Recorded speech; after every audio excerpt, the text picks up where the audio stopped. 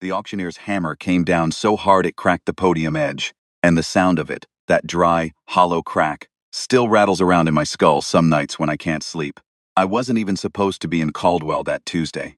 My horse had thrown a shoe somewhere between the Cimarron crossing and the edge of town, and I'd walked her, in slow, one hand on her neck, talking to her quiet the way you do when an animal's embarrassed about something. Rosie. She was a gray roan with one white sock and the disposition of a woman who's been lied to too many times. Wouldn't accept apologies, but she remembered kindness. We'd been together 7 years. I left her at Harmon's livery. Good man, Harmon, never overcharged. Always smelled faintly of pine tar soap. And I was heading for the saloon, not for whiskey. I want to be clear about that. But because a saloon in a cattle town at noon is where you hear things. Who's buying? Who's selling? Whether the grass down south is holding or burning up. Whether the Comanche are moving again. And that's why I had a crowd. Not a cheering crowd. Not a market crowd. It was a different sound, low, uncomfortable, like men who are watching something they don't know how to feel about. I turned the corner of Mesa Street and there it was. A wooden platform. A livestock pen behind it, but the thing penned wasn't livestock. A woman stood at the center of that platform, chained at the wrists. Not chains like a criminal, just a single length of rope binding both hands in front of her, and an iron ring around her ankle connected by a short chain to a post. She stood straight. That was the first thing I noticed. In a situation designed to break a person's posture, she stood like she'd been carved out of Red Canyon rock and set there on purpose. She was Apache, young, maybe 20, maybe less. Dark hair cut bluntly at the jaw. She wore a rough linen dress someone had given her that didn't fit right, too wide in the shoulders, too short at the hem. The kind of thing you'd throw on a body when you needed to call it decent for a sale. Her eyes were open and fixed somewhere above the crowd's heads. Not glazed, not absent, just elsewhere. Like she'd found a place inside herself that none of us could reach, and she was living there until this was over. The auctioneer was a red-faced man named Dupree. I knew him from a cattle sale in Dodge the previous spring, and he was sweating through his collar already, and the day wasn't even hot yet. Foundling, he was saying. Recovered from a raiding party. Papers filed with the territorial marshal. Perfectly legal under the terms of the 1867 Act. Domestic labor, strong, quiet. He kept saying quiet like it was a selling point. Like her silence was something he'd managed to engineer, and was proud of. 40 men standing there, maybe more. Ranchers, a few merchants, 2 brothers I recognized who ran a brothel operation outside of Medicine Lodge, and I felt a turn on that. Nobody was bidding. Not because they felt bad. I want to be real honest about that. Men in 1873 weren't generally losing sleep over Apache women at auction blocks. They weren't bidding because they were calculating. She was young, yes, but she hadn't said a word, hadn't responded to a single one of Dupree's commands to turn around or lift her chin, and men who work with animals will tell you. Silence and stillness in something that should react is a sign of either deep sickness or deep danger, and neither one is a bargain. $50, Dupree said. $50, gentlemen, that's half what I'd ordinarily ask, and she's... He poked her arm with his cane. She didn't move, didn't flinch, didn't blink. Just kept her eyes up on that invisible point she'd chosen. And the crowd stirred, uncomfortable. I don't know what I intended. I don't think I had intentions yet. What I had was a reflex. The same thing that makes you reach out when you see something falling, before your brain has caught up to the decision. My hand went up. Flat, open, like I was swearing an oath. $50, I said. The silence that followed was the kind that has texture. You could feel men looking at me. Dupree's face changed, relief mixed with suspicion, the expression of a man who's saved but isn't sure what he's been saved by. Sold, he said, faster than I expected. To the sir, your name? Caleb Holt. I paid in coin, which I had because I'd just sold 40 head of cattle in Wichita and hadn't yet made it to the bank. Dupree counted it with the practiced speed of a man who wants a transaction finished before anyone reconsidered. He handed me a folded paper, territorial receipt, her listed, as property recovered, name left blank because they didn't know it and hadn't asked. I walked onto the platform. I want to tell you I said something meaningful, something that would sound right if you were writing it down. But what I said was, I'm going to take that chain off your ankle now, all right? She said nothing. I crouched down, slowly, the way you move around a horse that doesn't know you yet, and I worked the ring off. The skin beneath it was red. Not raw, not bleeding, but red in the way skin gets when it's been angry about something for a while. I stood up. I held out my hand toward her wrists and then I stopped, didn't reach for them, just held my hand out and waited. For a long moment, nothing. Then she extended her bound wrist toward me. I cut the rope with my knife. Didn't touch her hands. I stepped off the platform, and I started walking back toward Harmon's livery, and I didn't look back to see if she was following. Either she would or she wouldn't, and telling her to follow me before she decided to trust me seemed the wrong order of operations. I heard her footsteps about 10 feet behind me, soft, even. She walked the way she stood, like she'd made a decision about it. Harmon pretended not to notice her, which was the kindest thing he could have done. Rosie had been reshod by then and was in a stall eating with the single-mindedness of an animal who considers meals a personal spiritual practice.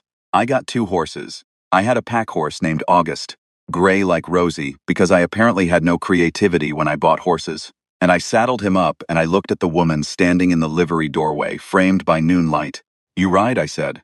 "Nothing. I've got a ranch about a day and a half southeast. Nothing fancy. I'm going there."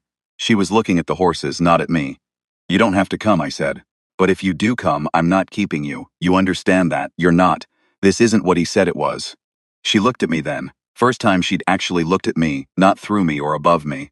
Her eyes were very dark and very still, and there was something in them that wasn't softness, wasn't gratitude, wasn't the look I'd seen people give when they've been rescued and they know it. It was the look of someone assessing, weighing, the look of someone who's been deceived by kindness before and isn't offering credit just yet. I respected that considerably. I put the receipt paper into the saddlebag and I mounted Rosie and I started out of town. She rode August. She was a better rider than me. That became obvious in the first 10 minutes. She didn't grip with her knees the way I did, just sat easy, like riding was something she'd been doing before she learned to walk. We didn't speak for 6 hours. I want you to understand that didn't feel strange. I'd spent months alone on the ranch since my brother Thomas had gone east to study law, and my hired hand, an older Mexican man named Emilio, had gone back to his family in Santa Fe after his wife got sick. Silence and I were well acquainted, and she had a quality to her silence that wasn't absence. It was fullness, the silence of someone who has things to say and has chosen not to say them yet. We stopped at a creek around 4 in the afternoon. I let the horses drink, and I built a small fire. More habit than need, the evening was warm, and I put water on for coffee because that was what I did when I stopped. I had hardtack in my pack and dried venison and some corn pone wrapped in cloth that Harmon's wife had given me that morning when I'd paid for the stall. I set it all out between us without ceremony, the way you set food out for a stray that might bolt if you make too much of the offering. She ate the corn pone first, all of it methodically, and I noticed she ate without looking down at the food, kept her eyes moving, the trees line, the creek bend, the horses, me, in a slow rotation, like she was taking inventory of every possible direction something might come from. I drank my coffee. After a while I said, "What's your name?" "Nothing. You can tell me later. Or not at all. Doesn't matter." And then very quietly, so quiet that for a moment I thought I'd made it up, Sunyi. It wasn't the Apache word for her name, I'd learn later. It was what the soldiers who'd taken her had called her. A corruption of something. And she'd kept it because your name is your name even when someone has broken it into a shape they can manage. "Sunyi," I said. And I said it back the way she'd said it, not approximating it, trying to get the sound right. She looked at the creek. "Caleb," I said, pointing at myself, in case we were doing introductions. The corner of her mouth moved, maybe a quarter of an inch. I decided to count it. My ranch was called the Double H. Not my naming. It had come with the land when I bought it from a man named Horace Halloway, who died of a heart attack 3 years prior while arguing with his fence posts about something. The H's were burned into the gate, and I'd never bothered to change them. Seemed like a lot of work to correct someone else's branding. We rode in just after noon the second day. The house was low and long, adobe and timber, with a porch that ran the whole front and a garden on the east side that I'd started and then mostly abandoned, though the cilantro had gone completely feral and was doing wonderfully without me. I showed her the spare room. It had been Emilio's, and it still had his cross on the wall above the bed, a small wooden one he'd made himself. I'd left it there. Seemed right. "You can have this room. The door has a bolt on the inside." I showed her the bolt. "I'm not going to bother you. This isn't that situation." She stood in the doorway of the room, looking in. "The well is 30 yards east of the house. Privy is south. Horses." And then I stopped, because she'd put her hand on the doorframe, just resting it there, and something in that small gesture, the weight of a hand choosing to rest somewhere, told me she was listening. "I'll leave you to settle," I said. I went to the kitchen and I sat down and I thought about what in the hell I had just done with my life. 2 weeks. 2 weeks is how long it took for her to start moving around the ranch like it was hers. Not dramatically, not all at once, but I'd noticed things. The cilantro bed, which I'd been ignoring, was suddenly weeded. The woodpile had been restacked in a way that made structural sense. Mine had been more of a wood suggestion than a woodpile. The horses were being let out of the pen at dawn, not turned loose, just let into the upper pasture to graze, and brought back in the evening, and they were calmer for it. She did not ask permission for any of this, she simply did it, with the authority of someone who sees what needs doing, and finds the idea of waiting for approval mildly insulting. I liked her considerably. I worked the cattle during the day, checking fence lines, moving the small herd to new grazing. I ran about 60 head on my own, barely enough, but I was managing. When I came back in the evenings, sometimes there was food on the stove. Not always. Not like she'd agreed to cook for me.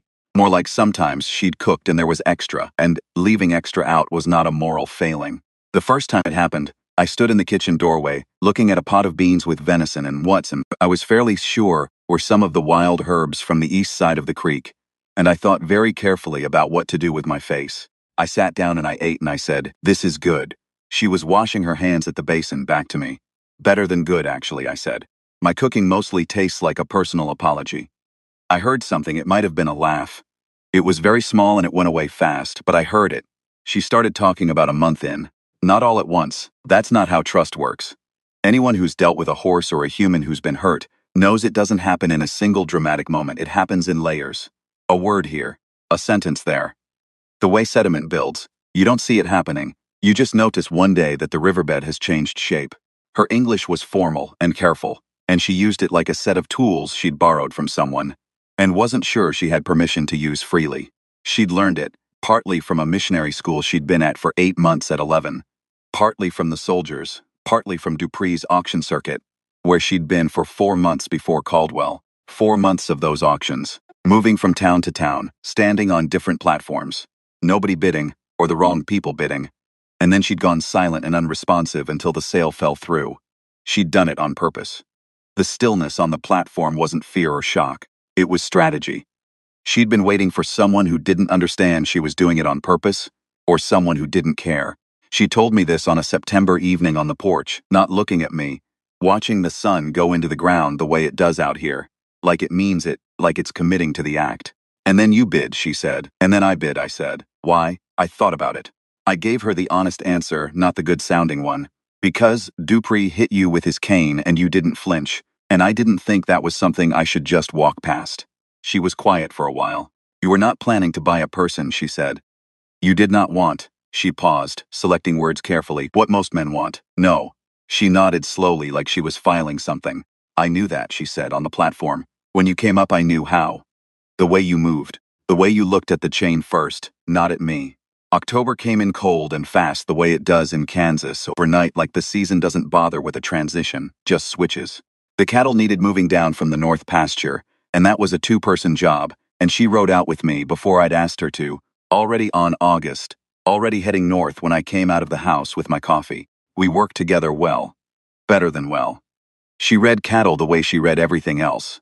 By watching where they were looking, what their bodies were telling her, what the herd's edge was doing. By noon we'd moved all 60 head and she knew which 3 needed watching, and she'd told me so by pointing no words, just a precise gesture at each one. "You've worked cattle before," I said when we stopped to eat. "My father traded before." She didn't expand on before and I didn't ask. She handed me a strip of dried meat from her saddlebag and I took it.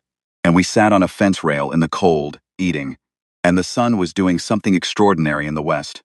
All orange and gold, and the kind of reckless color that only happens in November, when the light is leaving and it knows it, and decides to make something beautiful out of the going. "This land is flat," she said after a while. "Yes, too flat. You miss the canyons." She didn't answer that directly, but she said, "The sky is big here. That is good. Small sky makes a person feel small. Big sky," she made a slight gesture with her hand, opening it out, "makes a person feel the right size." I thought about that for a long time. The night of the first hard frost, I woke up to the sound of the horses. Not panicked sounds. Not the high, sharp noise of predator fear. Something lower. I went to the window, and in the moonlight I could see Sunyi in the pen with them. No lamp, just moonlight. And she was moving from horse to horse with her hands flat on their necks. And they were settling under her hands one by one, the way things settle when something that frightens them has been in the dark, and then the dark turns out to be all right. I didn't go out. In the morning I asked if there'd been something out there. "Coyotes maybe," I said. She shook her head. "Storm coming," she said. They felt it. She was right. The next evening brought a full blizzard that buried us for 3 days. 3 days inside. I want to say we talked the whole time, but we didn't. We talked some. We played cards. She learned poker in approximately 45 minutes and then destroyed me at it for the following 2 days, which I consider a personal failing. And we worked on mending tack, and I read out loud from the 2 books I had, which were a surveying manual and a novel about a sea captain that I'd bought at a trading post because the cover looked interesting and had turned out to be. It was a lot about rope. Lot of rope descriptions. Why is he describing the rope so much, she said on the second day. I think he loves the rope. She looked at the page. Does the rope do something later? I genuinely don't know. I've never finished it. She took the book from me, and she read 3 pages forward in silence, and then she set it back down and looked at the fire without expression. What happens, I said. The rope does nothing. February. She'd been at the Double H for about 5 months, and somewhere in those months something had shifted that I hadn't named yet. The way you don't name a river when you're swimming in it, because naming it isn't the point. I'd ridden into Caldwell for supplies, and on my way out I'd stopped at the land office for something routine. A boundary question, nothing significant. And the land agent, a man named Garrett whose opinions arrived uninvited like weather, said, "Still got that Apache woman out at your place?" "Yes," I said. "People talk," he said. "People always talk," I said. "I've found the solution is not to care," he made a face. "Just saying. Man living with a squaw out there, people wonder." I looked at him for a moment. I was very deliberate about what I said next, because I wanted it to be clear and I wanted to say it without heat, the way you say things you mean completely. Her name is Sunyi. She works my ranch. She's good at it. That's all you need to know. He started to say something else. "And if you call her that again," I said, "we're going to have a longer conversation than either of us wants." I rode home. I told her about it. Not that night, but the next morning, because it felt dishonest not to. I told her what he'd said and what I'd said back, and I watched her face while I said it. She was shelling dried corn at the kitchen table, and her hands didn't stop while I talked. When I finished, she was quiet for a while. Then, "You didn't have to do that. I know, he will make trouble. He might. You don't care." "Not particularly, no." She looked at me. That same assessment she'd done on the auction platform. Weighing, reading, filing. Except there was something in it now that hadn't been there before. Not softness exactly. Something that had chosen to be present instead of absent. Something that had decided. "Why?" she said.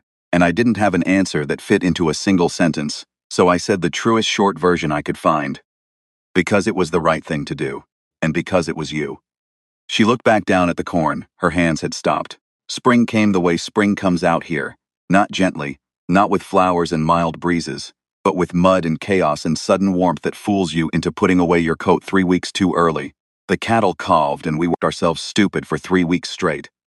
I don't think I slept more than 4 hours on any given night, and she worked right alongside me. And there is something about exhaustion that strips everything down to what's true. What was true was, I thought about her all the time, and not in a single way, not in just the one way a man might, though I won't pretend that wasn't part of it. I thought about what she said. I thought about what she didn't say, and what it meant.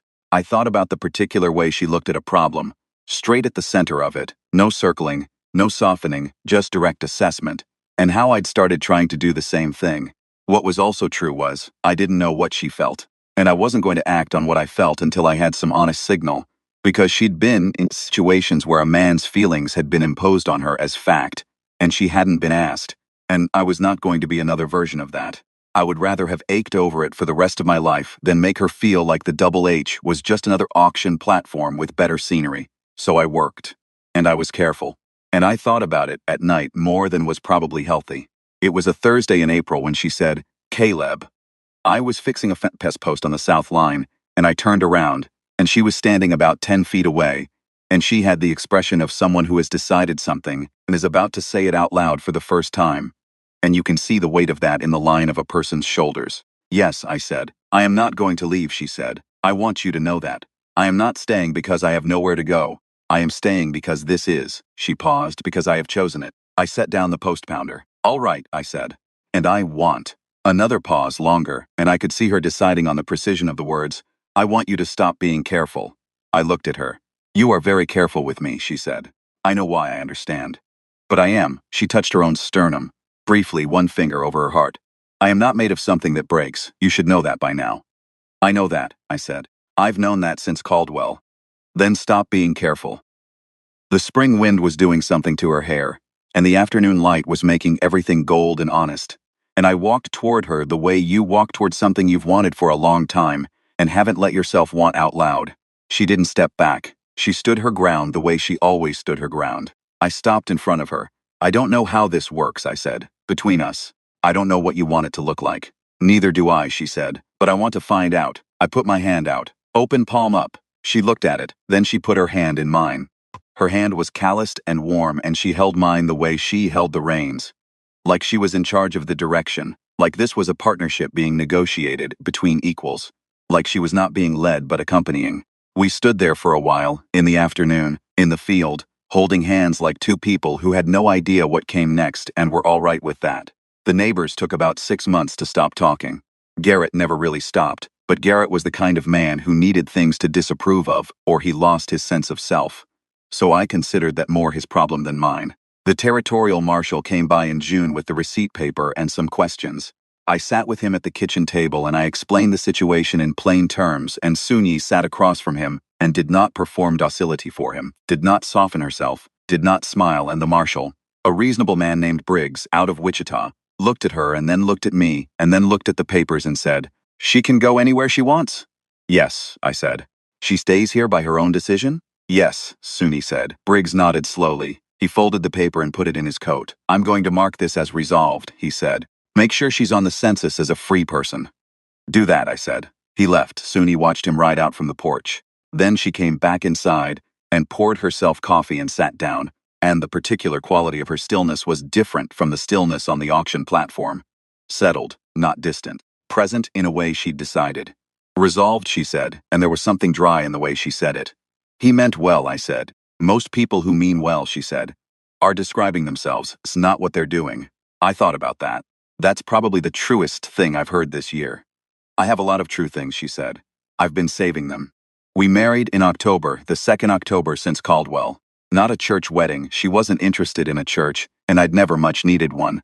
We did it in our way, which was her way, and my way, and the mix of the two, which is its own thing. The way rivers that join become something with a different name. There was no ceremony except what we made. We stood at the east side of the creek where the cottonwoods were going gold, and we said what we meant to each other, which I will not repeat here, because some things are not for repeating. They're for the two people who were there.